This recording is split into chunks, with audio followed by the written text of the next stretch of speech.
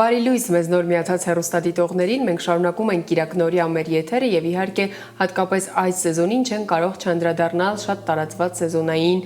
շնչառական վարակներին եւ մեր տաղավարում է Մուրացյան համալսարանական հիվանդանոցի մանկաբույժ Անահիտ Գրիգորյանը։ Բարի լույս։ Բարի լույս։ Շնորհակալ եմ եւ ողջունում եմ ձեզ մեր տաղավարում, հատկապես այս շրջանում, ինչպես արդեն նշեցի, շատ կարեւոր է խոսել սուր շնչառական վարակների մասին եւ հասկանալ, թե երբ պետք է դիմել բժշկի, այնպես որ կարող ենք հենց այս հարցից էլ սկսել։ Շատ շնորհակալ եմ ակտուալ թեմային անդրադառնալու համար, ինչպես գիտենք, բոլորը այս օրերին հիվանդ են, հիվանդացել են, լավացել են, սեզոնը սուր շնչական վարակների պիկն է եւ այս տարի մեզ մոտ շրջանառվող վիրուսը հիմնականում ախմբի գրիպն էր եւ գրիպը ընթանում էր բարձր ջերմությամբ եւ հնարավոր էին նաեւ այլ ախտանիշներ, հաս, քթից հոսք, թուլություն, աչքերի այտուցվածություն, աչքերի ծարտադրություն, այսինքն բազմաթիվ ախտանիշներ, որոնցով ծնողները անհանգստացած իհարկե դիմում էին մանկաբույժի։ Շատ կարևոր է իմանալ այն սահմանը, երբ պարտադիր է դիմել հիվանդանոց եւ պարտադիր է հսկվել բժշկի կողմից,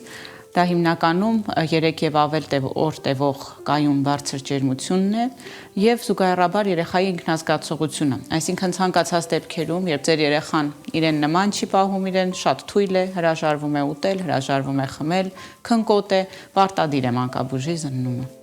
Այս շրջանում միայն նշեցիք A-տիպի գրիպ, այո, միայն դա է տարածված, թե նաև կան այլ տարածված վիրուսներ, որոնք եւս երեխաների մոտ հաճախ հանդիպում են։ Մենք շատ ուրախ կլինեինք, եթե յուրաքանչյուր սեզոնում սահմանափակվենք միայն մեկ վիրուսով, ցավոք այո, բնությունը այլ բան է նախատեսել մեզ համար եւ միշտ սեզոնին շրջանառվում են մի քանի տեսակի շնչական վարակներ, սակայն յուրաքանչյուր տարի լինում է գերակշռող մեկը, այ եթե մի քանի տարի առաջ մենք խոսում ենք կորոնավիրուսի մասին, որը նույն շրջանում շատ մեծ հիվանդացություն առաջացրեց, այս տարի կորոնավիրուսի ցուցանիշները մի փոքր ցածր են, բայց դա չի նշանակում, որ այս վիրուսը չէր շրջանառվում։ Նույնապես Պարագրիպը, ադենովիրուսը, ռեսպիրատոր սինցիցիալ վիրուսը, որոնք բոլորը ընթանում են երեխաների մոտ շատ ավելի սուր ախտանիշներով, քան մեծահասակների մոտ։ Ջերմության պարագայում երբ հասկանալ, որ դա իսկապես արդեն վտանգավոր շեմն է։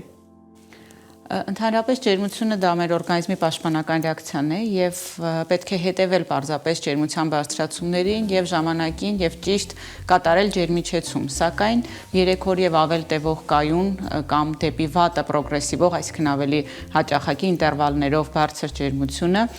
պետք է անհանգստացնի արդեն ծնողին, ինչպես նաեւ ջերմությունը դա գլխավոր պատճառն է ջրազրկման։ Երեխան ջերմում է, կորցնում է հեղուկներ, հրաժարվում է խմել եւ սա ջրազրկման ամենագլխավոր առաջին պատճառներից է, հետևաբար ջերմող երեխայի մոտ պետք է հետևենք ջրազրկման նշաններին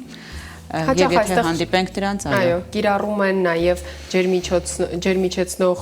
դեղամիջոցներ, գուցե նաեւ զուգահեռաբար վիտամիններ եւ այլն, որոնք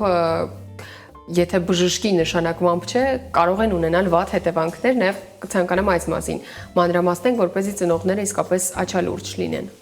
Միանշանակ ճիշտ եք, ջերմիչեցումը պետք է կատարվի գրագետ եւ ցանկացած քաշի տարիքի երեխայի համար ջերմիչեցնող դեղորայքը եւ դրա դեղաչափերը տարբեր են։ Հետևաբար, երբ որ երեխան հիվանդ է, գոնե մեկ անգամ ցանկալի է խորհրդակցել մանկաբույժի հետ եւ հասկանալ, թե այդ տարիքում երեխայի այդ քաշի դեպքում որ ջերմիչեցնողներն են ընդունելի, որովհետեւ ինչպես նշեցիք, այո, ունենում ենք գերդոզավորման, նույնիսկ թունավորման դեպքեր ջերմիչեցնողներով, եթե նրանք կիրառվում են ոչ ճիշտ քանակությամբ, ոչ ճիշտ հաճախականությամբ։ Նաև ինչպես տարբերենք պարզապես վիրուսային շնչառական վարակը բակտերիալ վարակներից, վիրուսներից։ Այս շատ ճիշտ եւ նուրբ սահման է, որը նույնիսկ երբեմն դժվար է բժիշկների համար եւ պահանջում է մի շարք հետազոտություններ։ Ծնողը ինքնուրույն դժվարանում եմ ասել, որ կկարողանա տարբերակել, թե ինչ խնդիր է երեխայի մոտ։ Այնուամենայնիվ վիրուսները ինքնալավացող են եւ 5 միջինում 5 օր, այսինքն 3-ից 7 օրվա ընթացքում դուք պետք է նկատեք դրական տեղաշարժ երեխայի ինքնազգացողությունում։ Եթե դա այդպես չէ, եթե վիճակը գնալով դեպի բացասական է, եթե երեխայի ինքնազգացողությունը աստիճանաբար տուժում է, դա նշանակում է, որ վիրուսին հավանաբար գումարվել է մեկ այլ բակտերիալ պատճառ կամ խնդիրը վիրուսային վարակը չէ։ Եվ այդ պարագայում բնականաբար անխտիր պետք է դիմել իհարկե մասնագետի։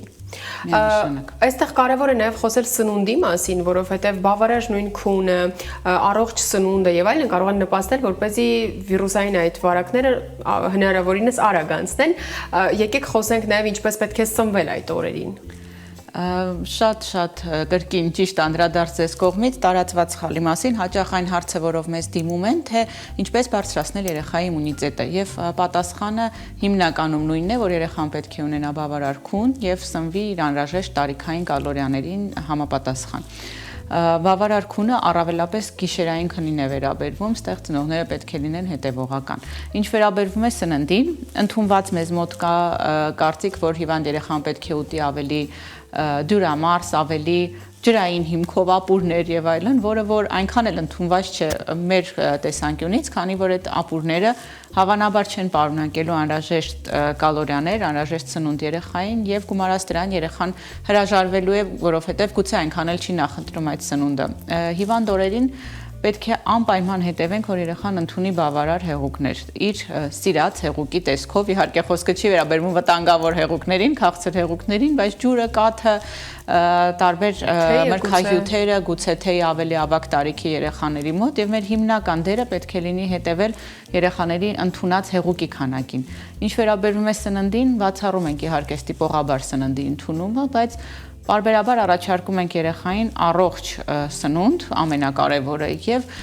ավելի իրեն համար սիրելի սնունդ, որպեսզի նա ստանա իր անհրաժեշտ էներգիան, անհրաժեշտ կալորիաները հիվանդության շրջանում վերականգնվելու համար։ Երեխաների մոտ ավելի հաճախ են այս հիվանդացության դեպքերը լինում, հատկապես երբ նրանք նոր սկսում են մանկապարտեզ հաճախել, գիտենք 2 օրը մեկ նրանք վարակվում են եւ վերջ, մեկ շաբաթ արդեն չեն կարող գնել մանկապարտեզ, ինչ անել, երբ երեխաները հաճախ են հիվանդանում, արդյոք դա օրինակ ճիշտ է, որովհետեւ շատերը ասում են, այ իմունիտետ է ձեռք բերում տարբեր վարակների նկատմամբ, կա նման բան։ Այո, մեր օրգանիզմը մաքուր թուղթ է, երբ մենք նոր ենք ծնվում եւ մենք մինչեւ 6 ամսական ընդհանրապես չունենք սեփական իմունիտետ, սեփական պաշտպանող բջիջներ, ստանում ենք մորից հղիության ժամանակ, ստանում ենք կրծքի կաթով, բայց մինչեւ 6 ամսականը երեխան կարելի ասել պաշտպանված չէ արտաքին ազդակների, այդ թվում վիրուսների հանդեպ եւ հնարավոր է վարակվել նաեւ այս տարիքում։ Դրանից հետո ինչ է տեղի ունենում, երբ հաճախում են մանկապարտեզ, շփվում են իրենց համար նոր հարուցիչների հետ եւ բնականաբար ունենում են այդ հիվանդությունը վարակի տեսքով։ Հաղթահարում են, ավարտին ունենում են հակամարմիններ այդ վարակի հանդեպ եւ այսպիսով իրենց իմունիտետը դառնում է ավելի պատրաստ, այո, նորից հանդիպելու այդ նույն վարակին։ Սրանից մենք ոչ մի կերպ չենք կարող խուսափել, բոլորս սոցիալական էակներ ենք եւ եթե չլինի մանկապարտեզը, լինելու է դպրոցը, հանրային վայրերը, այսինքն միևնույնն է երեխան ինչ որ օր կյանքի ընթացքում շփվելու է այդ հարուցիչների հետ եւ տանելու է այդ վարակները։ Որպես հաճախ հիվանդացող տերմին մենք դիտարկում ենք տարեկան մինչեւ 10 հիվանդացությունը նորմա, սա մոտավորապես ամիսը 1 անգամ եւ հորդորում ենք ծնողներին չանհանգստանալ, հավանաբար ձեր երեխան շփվում է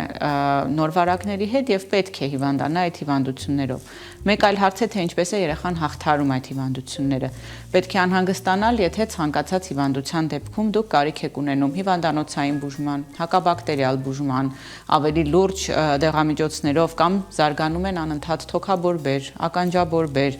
միզուղիների վարակներ, այսինքն եթե ինչ-որ կերպ այս վիրուսները բարդանում են բակտերիալ վարակներով կամ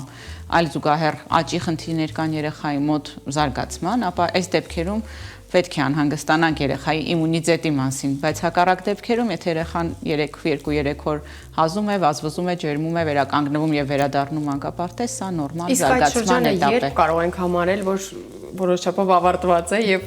մայրիկներին հուսող հարցը հիմնականում մինչև 5 տարեկանը, երբ կայանում է արդեն իմուն համակարգը, մարդու պաշտպանական բջիջները բավարար են լինում, հաղթահարելու վարակները ավելի թեթև, սա միջինում մինչև 5 տարեկան տարիքն է։ Շատ լավ։ Եվ որքանով են արդյունավետ այստեղ անտիբիոտիկ կոչվածները, հակաբիոտիկները, որոնք երբեմն ծնողները առանց բժշկի թույլտվության որոշում են, որ կարող են տալ երեխային։ Հակաբիոտիկները ազդում են մանրէների, մանրէային վարակների վրա։ Եթե ունենք հիվանդության բարդություն մանրէային վարակի տեսքով, ինչպես նշեցի, թոքաբորբ, տոնզիլիտ նշիկների բորբոքում, ականջաբորբ, միզուղիների վարակ, ապա այստեղ միակ ընտրության պրեպարատը դա հակաբիոտիկներն են։ Բայց դա եւս պետք է նշանակի մանկաբույժը։ Միանշանակ, որովհետև ծնողը վստահաբար նույնիսկ բժշկական կրթություն ունենալով կարիք է ունենալու որոշ հետազոտությունների առաջերտին հաստատելու թե որտեղ է վարակը եւ ըստ դրա որոշելու թե որ հակաբիոտիկը քանի օր եւ ինչ տեղաչափով տա։ Այստեղ ոչ թե պայքար է, ես շատ ուզում եմ այրերը շատ ճիշտ հասկանան, որ այստեղ ոչ թե պայքար պայքար է հակաբիոտիկը տալու թե չտալու, այլ այն տալու ճիշտ ժամանակ, ճիշտ տեղաչափով եւ ճիշտ տևողությամբ։ Ես կցանկանամ նաև խոսել միջավայրի գործոնի մասին, արդյոք շատ մաքուր միջավայրը որոշակի ազդեցություն ունի երեխայի մարդու իմուն համակարգի վրա եւ դա բացասական թե դրական ազդեցություն է։ Կան շատ հետազոտություններ այսօր արդեն, որ ալերգիկ հիվանդությունները օրինակ շատ ավելի հաճախ են դարձել մեր ժամանակաշրջանում, քան նախկինում էր, եւ հիպոթեզներից մեկը հենց այն է, որ մարդիկ շատ ավելի մաքուր ստերիլ միջավայրում են եւ շատ ավելի ուշ են շփվում այդ նույն ալերգենների հետ, նույն փոշու հետ եւ հետեւաբար իրենց իմունիտետը դա ընկալում է որպես ավելի ագրեսիվ գործոն, քան դա պետք է լիներ, այսինքն, այո, միանշանակ իդեալական ստերիլ պայմաններ, միևնույն է, մենք չենք կարող ապահովել մեզ համար ամբողջ կյանքի ընթացքում։ Միևնույնն է, մեր երեխան մի օր շփվելու է հողի հետ, փոշու հետ, խաղալու է դրսում, գնդակը, մենք բոլորս ենք դա արել, մենք բոլորս ենք այդպես զարգացել եւ դա նորմալ է էվոլյուցիոն տեսանկյունից եւ նորմալ է։ Դա չպետք է լինի վախեցնող ծնողի համար։ Ոչ, իհարկե, որոշ խելամտության սահմաններում։ Դա չի նշանակում զուգահեռաբար, որ կեղտոտ ձեռքերով երեխան պետք է նստի հացի սեղանի շուրջ, այսինքն մենք պետք է ձևավորենք առողջ սովորույթներ, լվանալ ձեռքերը զուգարանից օգտվելուց հետո, լվանալ ձեռքերը բակում խաղալուց հետո, ընդհանրապես հետևել ձեռքերի հիգիենային, սպասքի հիգիենային, սննդի հիգիենային, անպայման իհարկե լվանալ հողի մեջ աճող օրինակ հատապտուղները, մրգերը, այսինքն սա չի վերաբերվում չհետևելուն հիգիենայի կանոններին, բայց խելամտության սահմանը պետք է պահենք եւ բոլորս ոնց նորից նշեցի սոցիալական էակներ ենք եւ այս ամենից հնարավոր չէ խուսափել, ճիշտ հիգիենային հետևելով սա խնդիր չի լինելու։ Բժշկությունն իհարկե տարեցտարի զարգանում է նաև Հայաստանում, հետաքրքիր է մանկաբուժությունը այս առումով ինչ էվոլյուցիա է ապրել եւ ինչ նոր մեթոդներ կան, ինչ մոտեցումներ կան, որոնք արդեն իսկ հին են։ Մտածելու տեղիք տվեց հարցը, որովհետև մենք զուգահեռաբար այս ապրելով եւ մենք մասնիկ լինելով այս զարգացմանը գուցե հետ հայացք չենք նետում, բայց վստահաբար Հայաստանում էլ մանկաբուժությունը զարգանում է, դրա վառապացույցը ցուցանիշներն են, թվային ցուցանիշները, մանկական մահացության իջեցումը վերջին տասնամյակներում, ավելի բարձր որակի բուժսպասարկումը երեխաների համար, նորածինների առողջության ավելի բարձր ցուցանիշները եւ եթե ընդհանուր առմամբ դիտարկենք որպես նորամուծություն, գուցե դա միջազգային ավելի շատ մոտեցումների ներդրումն է բժշկության մեջ, ավելի շատ ենք հետևում եվրոպական արտասահմանյան ուղեցույցերին, ավելի շատ հնարավորություն ունենք հետևելու նոր դեղորայքների, նոր մոտեցումների, նոր ուղեցույցերի, գործելակարգերի կիրառմանը եւ սա աստիճանաբար ներդրվում է եւ ամեն տարի մենք ինքներս տեսնում ենք, թե ինչպես ենք մի քայլ ավելի մոտենում, ավելի ժամանակակից բժշկությանը։ Նաև հին մոտեցումներից խոսենք, օրինակ հաճախ այսօր էլ գուցե շատ ծնողներ ենթադրենք երեխայի բարձր ջերմության դեպքում ցանկանան քացախով իջեցնել ջերմությունը։ Սա համարվում է արդյոք հին մոտեցում եւ արդյոք պետք է հորդորել հիմա ծնողներին հրաժարվել այս մոտեցումից։ Խոսքը այնքան հին ու նորի մասին չէ իհարկե, ինչքան ճիշտ ու սխալի, որովհետև կան դարերով ապացուցված ինչ-որ հին ճշմարտություններ, որոնք այսօր էլ ակտուալ են, բայց շատ բաներ արվել են տարիներ առաջ, պարզապես, որովհետև չի եղել այլընտրանք։ Պարզապես ծնողին օրինակ հասանելի չի եղել դեղատունը, դեղորայքը եւ միջոցները, որոնք ավելի ճիշտ են կիրառել, եւ պայմաններից ելնելով, այո, մարդիկ արել են այն, ինչի հնարավորություն է եղել է կյանքով, գործով ապացուցել են, որ եթե ինչ-որ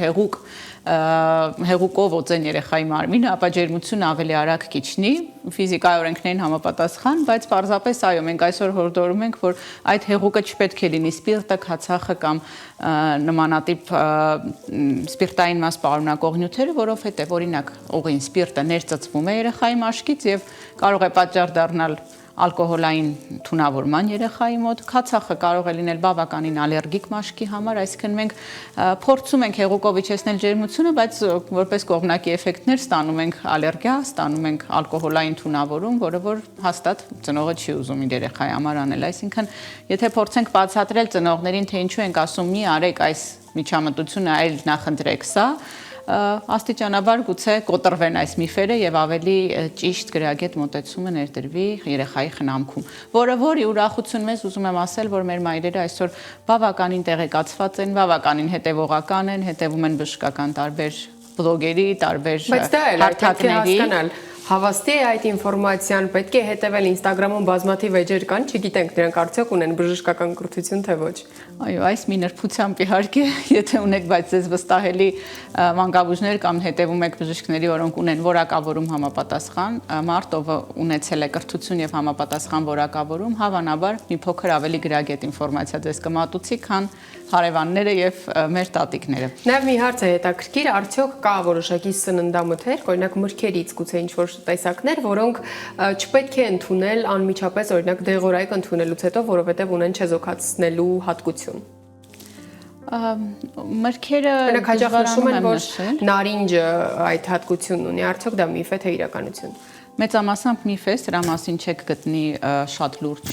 գիտական տվյալներ, մեծամասամբ միֆ է։ Մի փոքր վերապահումով կաթը, որ որոշակի դեղանյութերի հետ ունի նմանատիպ չեզոքացնող ազդեցություն, հանքային հեղուկները, սակայն քանի որ երեխաները այն էլ ջերմող, այսպես թե այնպես հանքային հեղուկներ կաթ չենք առաջարկում, դժվարանում եմ ասել, որ սենց կոնկրետ խուսափելու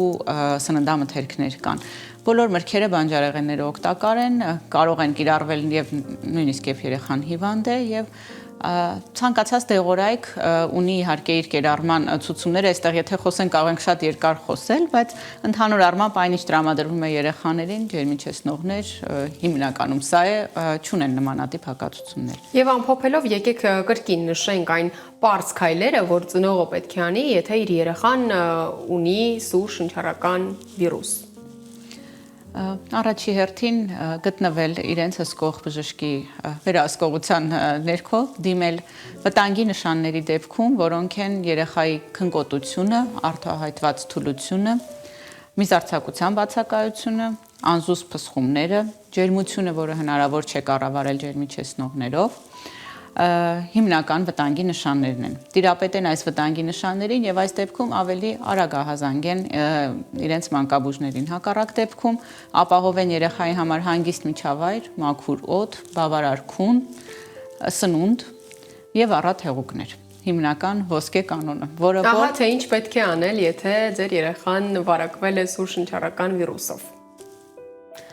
Շնորհակալ եմ շատ հետաքրքիր օգտակար զրույցի համար, հուսով եմ, որ մեր ծնողները իսկապես կլսեն այս զրույցը եւ ուշադիր կլինեն հատկապես այս շրջանում եւ առհասարակ բոլոր շրջաններում եւ կկիրառեն միայն թույլատրելի միջոցները։ Ես եմ շնորհակալ հրավերի համար եւ բոլորին մաղթում եմ, որ դիմավորեն առողջ եւ ուրախ նոր տարի։ Շնորհակալ եմ։ Սիրելի հեռուստադիտող, այս պահին առաջարկում եմ դիտենք մեր գործընկերուհու պատրաստած ռեպորտաժը եւ ապա վերադառնանք։